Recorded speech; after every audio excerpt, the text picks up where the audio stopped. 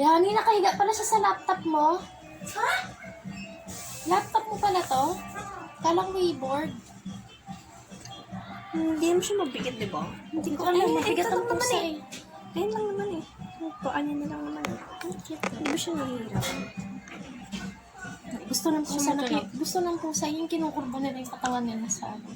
Curves. Ba't nandito sa atin sa mga tao, no? Sa kanila hindi. Saan Para tayo silang liquid.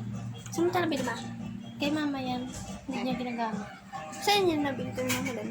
Sa Shopee! Magkano to? Shopee! Pi! Shopee! Ayan na pala po rin makita ng mga pala.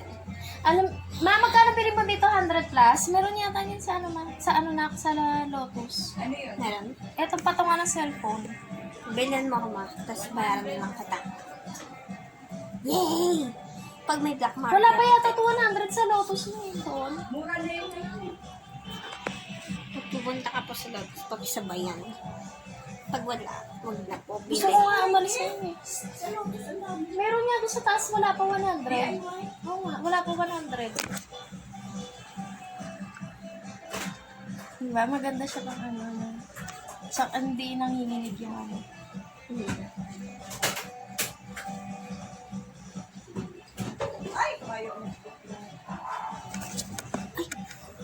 Nakakatakot naman.